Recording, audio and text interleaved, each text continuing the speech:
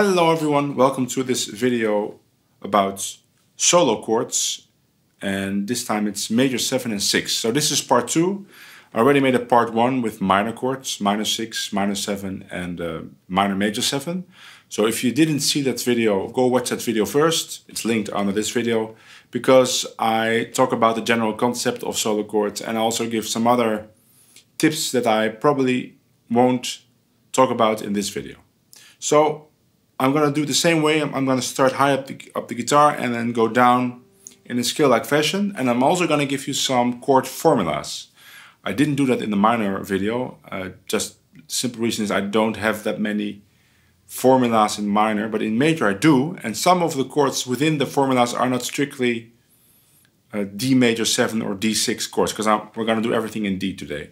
So it would be a shame if those formulas wouldn't be included. So I'm going to give you those too. And the last thing is I tuned my low E string down to a D. That's called drop D. Means all the strings have normal tuning except for the D.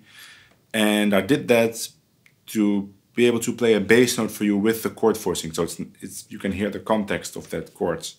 Of course, I would never tune my low E to a D when playing jazz or gypsy jazz. But for this video, I did. I'm going to start up here with this.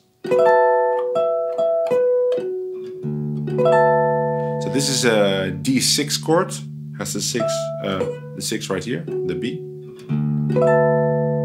Very nice. Next one is this one. And you could play this, because it's only 3 strings, you could play it with 4 strings by playing the root here. But I prefer playing it rootless, like this. Also because in this way, and sometimes I play it fingered like this, it can be part of a very nice formula, which I will give in a second. You could also play this voicing, which is major 7. This was 6. This is major 7. For some reason I don't really use that voicing all that much. It sounds very slick to me. I think it's also the first voicing of a Christmas song, the Nat King Cole recording. So I always think of that when I play this chord. So I don't play it for D major 7, but I do play this voicing for B minor 7. The last time I gave you this voicing also for E minor 7. So I would use it for B minor 7, but not so much for D major 7. I prefer the D6 right here. And this is part of a nice formula, which goes like this. So first it's a D minor kind of voicing, what I would normally use for D minor 6. I also gave it in the last one, but it sounds really nice on a D chord to play this kind of bluesy. So I'm pulling off and then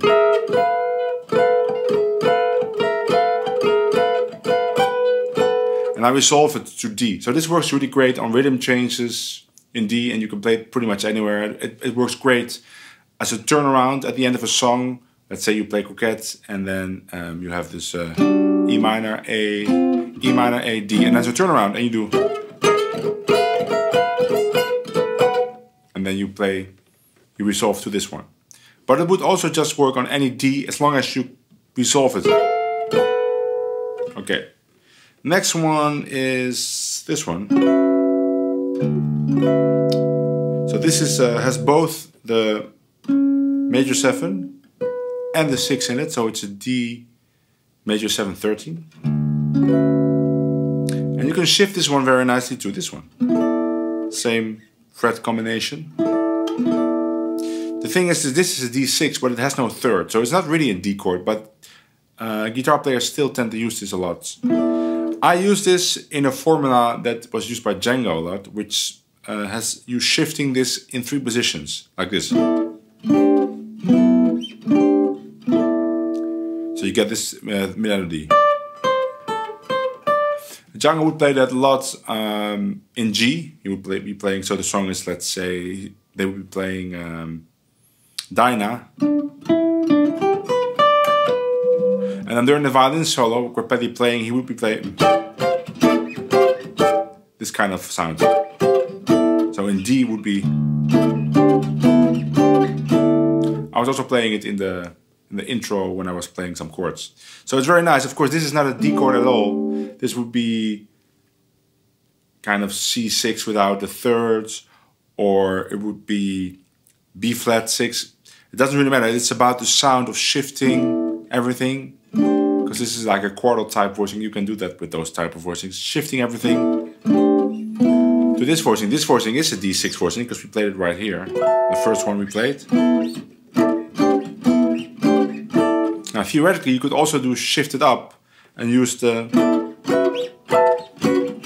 but it's just a less nice melody. So that is a nice Django formula for you to use. Then we come to this one. Beautiful D major 7 voicing. I like to use that. And another one I like to use with the major 7 on top is this one.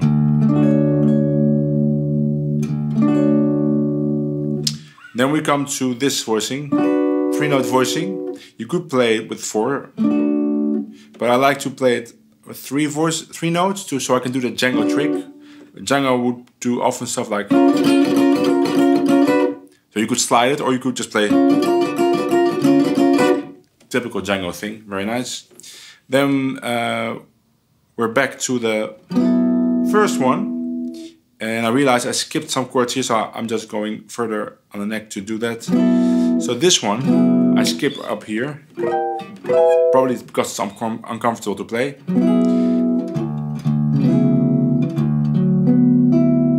This has the sharp 11 in it, the G sharp, which is a very in-your-face sound. So you can be using it all the time, but in ballads it's nice to just play it as a kind of surprise. It also has the major 7 here.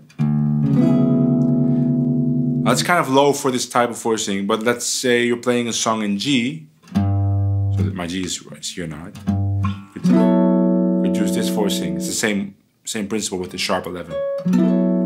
I wouldn't use it all the time, but sometimes it's nice. And then you have the same chord grip here for a D6 chord with the 6 on the A string. Yes. Play it here too, of course. It also has the... No, it doesn't have the major 7, sorry. Yeah, these were all my voicings. Now let's have some chord formulas. I already gave you 2. Another one I really like to use is to play a diminished chord. So if the song is in D, I would play D diminished. So the D is on top. But then of course I can use all the inversions. Because you can shift diminished chords 3 frets and you would have the same one. And resolve it to a D type voicing. So if I would play... Or...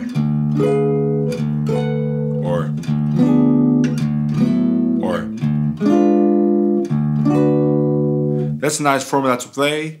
And another one which is nice. Oh, I skipped that voicing because it's really not a D6 voicing, but in Gypsy Jazz it is used all the time. That's this voicing, which is actually a D7-9 voicing. And it's just a typical Django thing to play that on the 1 chord, which might be kind of odd, but it's a kind of a bluesy flavor. Some people play it like this. And then they flatten the pinky, which I don't have the...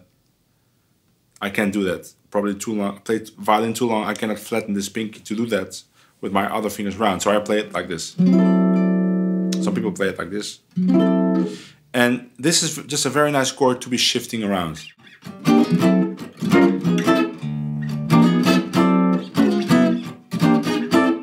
Stuff like that. It's also used for the iconic ending. Yeah. I think I went over all the formulas and the chords.